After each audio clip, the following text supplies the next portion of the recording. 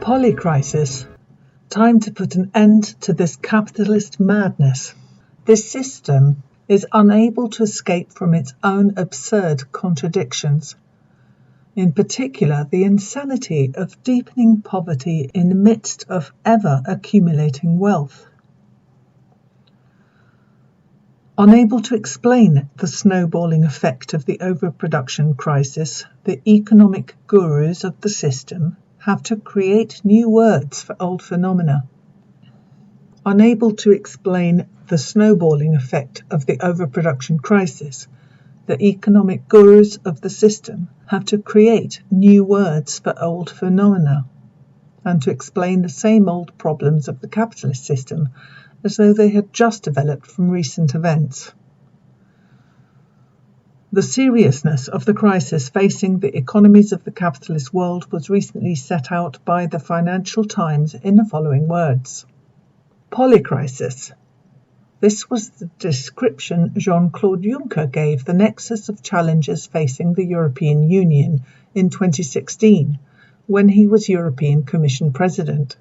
Last week, the International Monetary Fund underscored how multiple clouds, including the European energy crisis, rapid interest rate rises, and China's slowdown, have been gathering over the global economy. What has seemed like separate crises emerging from many different regions and markets are now coalescing. We may be facing a polycrisis on global scale. It is rare for so many engines of the global economy to be stalling all at once. Countries accounting for 1/3 of it are poised to contract this year or next, according to the IMF. Indeed, its outlook for the largest economies, the USA, the Eurozone and China, is bleak. As global inflation rates have touched their highest in 40 years, central banks have been raising interest rates this year with a synchronicity not seen in the past 5 decades, and the US dollar has hit its strongest level since the early 2000s. These forces are driving the gloomy forecasts and creating new strains. Emerging economies have been saddled with higher dollar-denominated debt burdens and disruptive capital outflows. Meanwhile, mortgage rates and corporate borrowing costs have surged across the world. Many gauges of financial market stress are also flashing red, as the rapid snapback in rates from lows during the pandemic has exposed vulnerabilities. Fire sale dynamics are an ongoing risk, as UK pension funds recently demonstrated. Editorial: Global economic warning lights are flashing red, 16th of October 2022. Increasing poverty. Already in 2021, an estimated 698 million people, or 9% of the global population, were living in extreme poverty, on less than $1.90 a day. Over 20% of the global population were living below the higher $3.20 poverty line. 1,803 million people, and over 40%, 3,293 million people, were living on less than $5.50 a day. According to the United Nations, between 702 million and 828 million people were already suffering from hunger. Things had improved somewhat since by then the pandemic was on the wane, but now the inflation crisis and the Ukraine war have more than reversed the short-lived improvement. Up to a further 71 million people from the poorest countries in the world are projected to be facing severe poverty as a result of the war in Ukraine. a report from the United Nations Development Programme published on Thursday, the 7th of July 2022 has found. David Pilling from the Financial Times noted, "Once again, it is the world's poor who risk becoming collateral damage. As war thunders on in Ukraine, the most deprived people in the Middle East, Central Asia and much of Africa will get caught in the crossfire as the price of food escalates and its availability dwindles." In 2021, almost 700 million people, or 9% of the world's population, nearly two-thirds of them in sub-Saharan Africa, lived on below $1.90 a day. The World Bank's definition of extreme poverty. Any substantial rise in food prices could send millions more tumbling back into this category. A report by Standard & Poor's predicts the food crisis will last through 2024 and possibly beyond. It warns that it could affect social stability, economic growth and sovereign ratings. The International Rescue Committee has alerted the world to an impending hunger fallout in which 47 million more people, mostly in the Horn of Africa, the Sahel, Afghanistan and Yemen, could be pushed into acute hunger. Trouble ahead as the world food crisis starts to bite, 2nd of June 2022. Given that the world food production is sufficient to provide every single person on the planet with adequate nutrition, how can it be tolerated that 10% of the world's population is starving, war or no war? This is only brought about by humanity stubbornly clinging on to capitalism, although the system has so manifestly outlived its usefulness. Quantitative easing and inflation. In an effort to evade the most unpleasant aspects of the inevitable capitalist crisis of overproduction, all the capitalist countries have resorted to debt as a means of keeping up demand for the commodities that have been overproduced. Some of that debt is purely fictitious.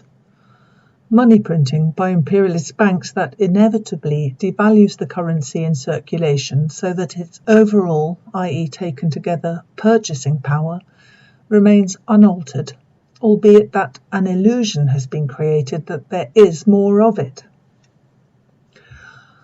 But the borrowing has to be repaid with interest, i.e. from the wealth created by the hard work of the citizens of the countries whose governments have borrowed. These workers must forcibly pay tribute to imperialism, very often leaving themselves short of the necessities of life. The need for debt to be repaid with interest naturally takes demand out of the economy, exacerbating the crises of overproduction and triggering more unsustainable borrowing and more inflation.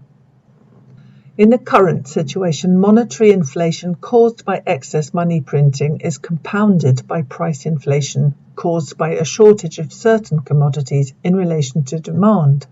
The latter type of inflation is to a considerable degree caused by NATO's proxy war in Ukraine against Russia, which has severely reduced world food supplies. Quote, "Before Russia's invasion of Ukraine, the two countries were, either separately or as a pair, among the top 3 exporters of wheat, maize, rapeseed, sunflower seeds and sunflower oil. Together they accounted for 12% of all traded food calories. Russia is the largest producer of fertilizer. Rising energy costs are affecting everything." End quote. David Pilling, op. citation. Increased borrowing costs. Even officially acknowledged inflation has now hit double digits all over the capitalist world. More inflation leads to lenders demanding higher rates of interest, since the value of the capital advanced is being eroded and they need to compensate for this by charging more interest. The situation in Britain is typical of rich countries. The annual debt interest bill, which averaged £37 billion from 2010 to 11 to 2019 to 20, fell to less than 24 billion in 2020 to 2021. Government debt rose from 1.1 trillion in brackets 1,139 billion pounds in 2010 to 11 to 2.1 trillion in brackets 2,134 billion pounds. Nearly £32,000 per head of population in this period. Everyone would love to borrow this cheaply. Quote, "The era of ultra-low government debt interest is now over.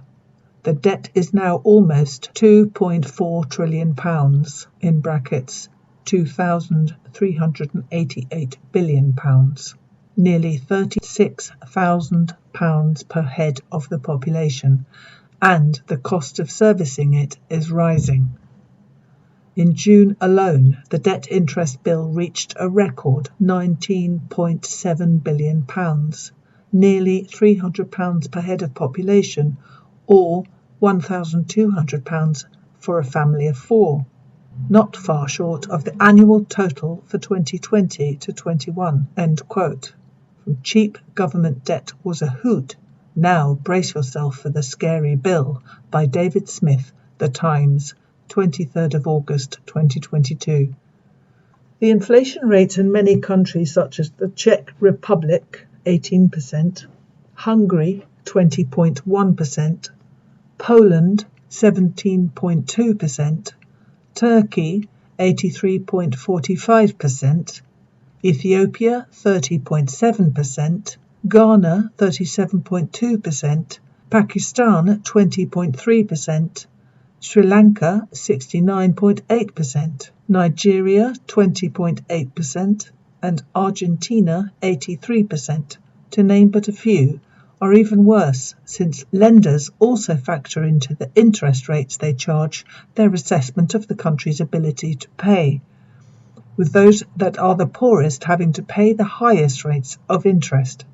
A vicious circle ensues in which, to finance higher interest payments, countries and the people within them need to borrow even more, leading to even greater drops in effective demand for commodities and driving the economic system further and further into recession, i.e. causing GDP actually to fall. Always a disaster, given that capitalism is driven by an inescapable internal logic that needs it to keep rising in order to stay still. Debt default and the pension scare. As borrowing and interest rates skyrocket, so does the likelihood of default, which threatens the viability of banks, insurance companies, and other financial institutions, which governments are usually forced to pay billions to rescue, since their collapse would be disastrous for the millions of people and businesses who have parked their money there in the interval between earning and spending. Banks and insurance companies, too, need to invest the money that is entrusted to them, typically by lending it out at interest. They, of course, usually require security, i.e. that the borrower transfer to them his rights to valuable property in the event of him defaulting. In times such as the present, there is not only a huge increase in the number of defaults, but the securities given, such as government bonds, company shares, real estate, etc., may well have dropped significantly in value because of the crisis and be insufficient to cover the unpaid debts. Very often, the security given is itself a debt that turns out to be bad, a financial weapon of mass destruction, which is capable of causing even venerable financial institutions to crumble into dust, taking their depositors' wealth along with them. There has recently been quite a scare about pension schemes run by insurance companies, which in the past few years of low interest rates had been investing in LDIs, liability-driven investments, that produced relatively high returns so that current pensioners could be paid, but which were, of course, relatively risky. Because of that risk, the insurance companies have to hold given amounts of cash that at any given time will meet their obligations should any particular LDI fail to deliver. The general rises in interest rates, which ought to have brought relief to the pension schemes, and to a certain extent have, had a severe downside in that they were causing the value of government bonds, gilts, held by the insurance company to plummet, since their market value fluctuates according to how much has to be invested to produce a given return. Obviously, the higher the interest being paid, the less needs to be invested. The pension funds faced having to sell more and more of their gilts at lower and lower prices in order to provide the necessary collateral for their LDIs, and were in danger of being bankrupted. Therefore, to maintain the price of the gilts, despite the increased return, the Bank of England came to the rescue by money printing to purchase these instruments, but would not have been able to carry on doing so forever. This was what caused the departure of Liz Truss, whose underfunded mini-budget had driven up interest rates payable on the government's debt, and the installation of Rishi Sunak, the reversal of the Truss policies, and subsequently a £10 billion a year fall in the cost of borrowing. However, the bad news is that the LDI drama might just be a portent of trouble to come. It has underlined a few things. There is a sea of hidden debt lurking beneath the surface of the financial system, a series of buried bombs, and no one is sure where the next one will detonate. In the decade since the Fed arranged the bailout of LTCM, complacency has, if anything, grown. But, and this is the second thing, we are living in an environment where these explosives are more liable to go off. Quote, there is an enormous amount of debt in the system, and we are in the midst of a hiking cycle on a speed and scale that we haven't seen for many years, says Daniela Russell, head of UK rates strategy at HSBC. There is definitely a view that the recent issue that started with UK LDI is not an isolated incident but the start of a trend, end quote. The debt time bomb that blew up Truss by Ed Conway, Sunday Times, 22nd of October 2022. In short, expect more trouble to come. Milking it. As governments struggle to pay ever higher interest payments, while at the same time their tax income is typically decreasing because GDP is falling, they resort to austerity, restricting expenditure on providing public services and increasing rates of taxation. In order to try to balance the books and avoid being classed as loan risks, which is what happened to Britain when the Liz Truss mini-budget so obviously failed to balance the books. Of course, austerity falls squarely on the working class, which is already suffering from falling living standards, while typically the rich, the financiers who are collecting in all the high interest tribute, get richer and richer. The emoluments being extracted by CEOs are a notorious example of this. The boss of Total Energies, the French oil giant, has caused a storm after taking to social media to justify his €6 million salary in the midst of strikes that have triggered a national fuel shortage. Patrick Pouyanné, 59, tweeted, quote, I am tired of the accusations that I gave myself a 52% pay rise, end quote. He posted his recent remuneration to show that his 2021 pay only increased because he had taken a voluntary 36% cut in 2020. Quote, his pay combined with news that Total Energies had raked in profits of $10 billion for the first half of 2022 incensed unions and the country's left-wing opposition, prompting strikes by refinery workers at the company who have been demanding a 10% pay rise, end quote. Total Energies boss defends his €6 million salary amid French strikes. by Charles Bremer, The Times, 19th of October 2022. Monsieur Pouyanné is only one of many.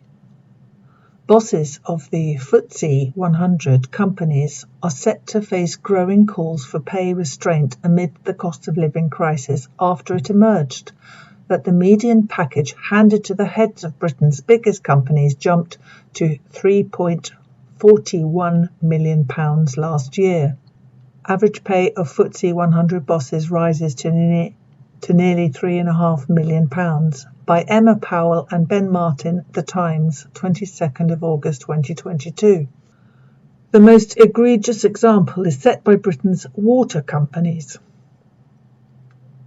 Amid mounting criticism of the response to the drought by the 15 companies in England, it emerged that dividend payments to parent companies totalled £1.1 billion in the past year, up 18.7% on the previous 12 months. An analysis of companies' house records found that chief executives at the companies earned £34.1 million in the past 2 years, including £22 million in bonuses and incentives. Thames Water paid shareholders £37.1 million last year and £1.6 billion over the past 12 years. The company, England's largest, loses 605 million litres a day through leaks, the most of any English firm. Its chief executive, Sarah Bentley, received £3.2 million in the past 2 years. Bentley, who lives in a £1.5 million 5-bedroom home in Surrey and has been pictured holidaying in the French ski resort of Saint-Martin-de-Belleville, received a £496,000 bonus last year, almost double her previous year's performance-related payout, plus a salary of £750,000. Yorkshire Water paid £52.6 million in dividends in the past year. The company leaks 291 million litres a day, according to industry figures. Its chief executive, Liz Barber, received a pay package worth over £2.7 million in the past 2 years.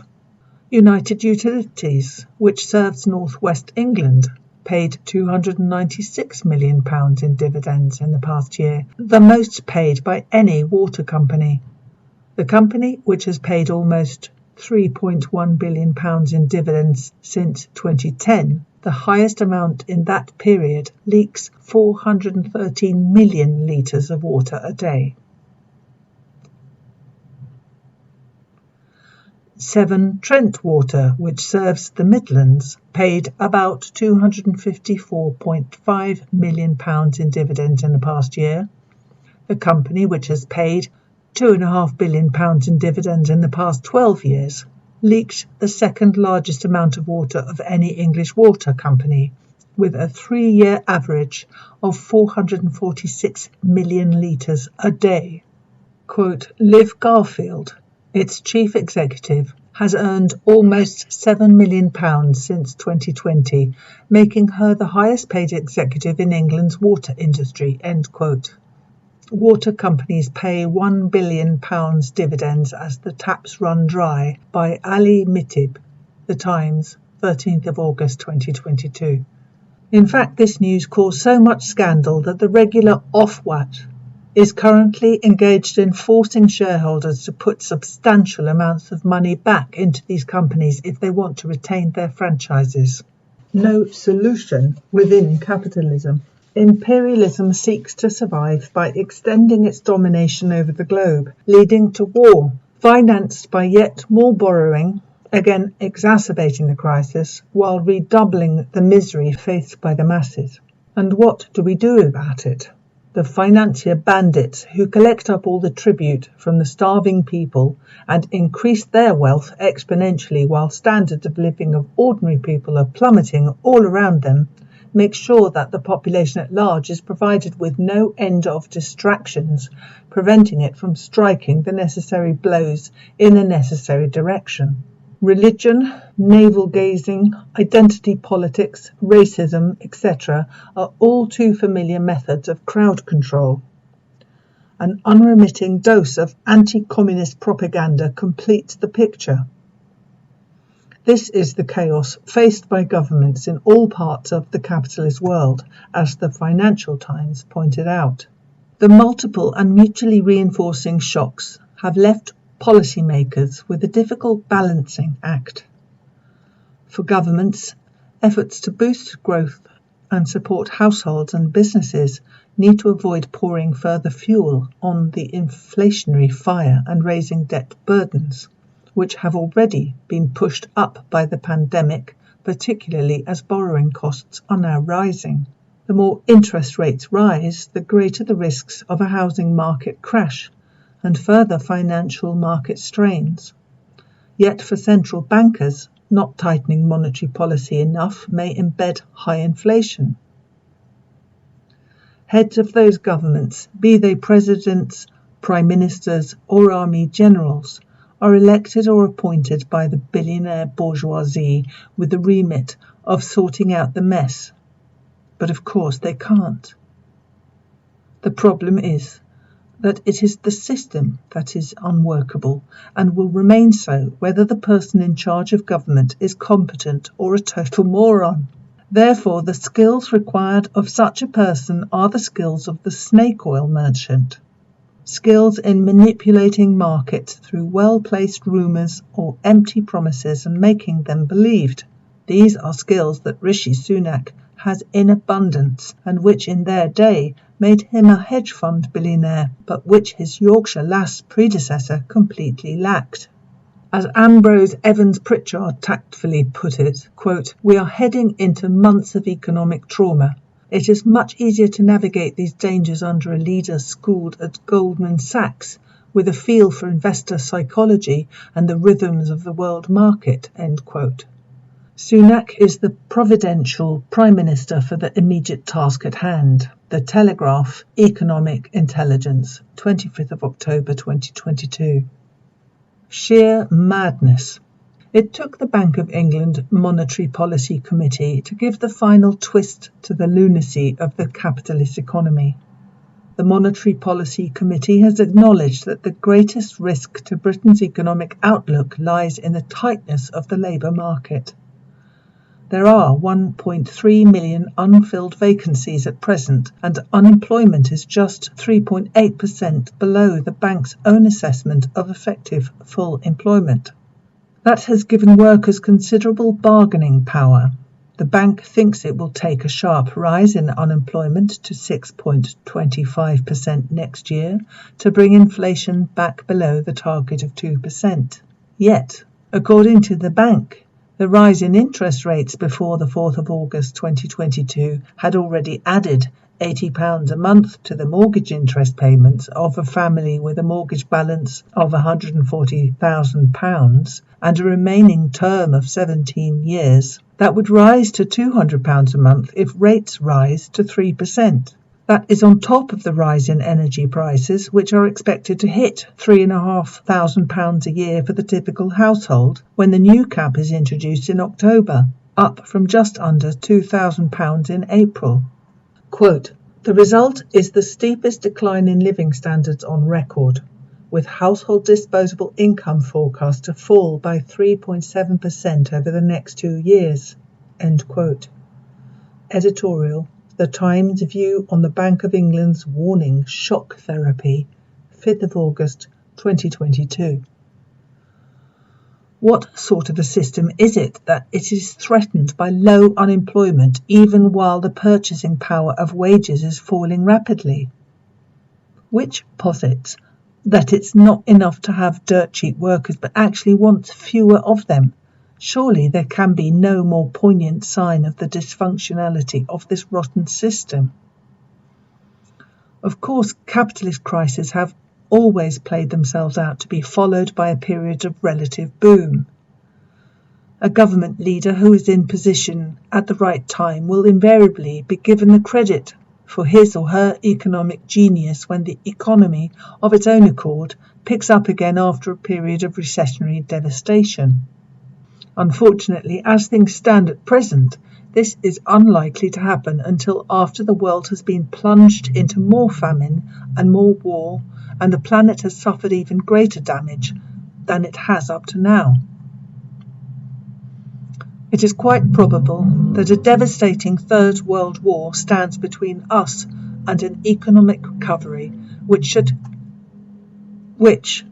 should capitalism survive, cannot be anything but temporary before crisis strikes yet again. Why then would any Marxist describe this abject economic environment as excellent? Our society is old and past its sell-by date. However, it is in excruciating pain, struggling to give birth to the new.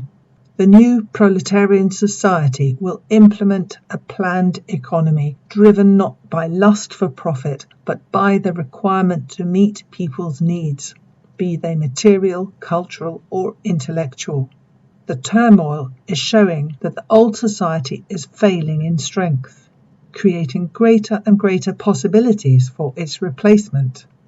That is truly excellent.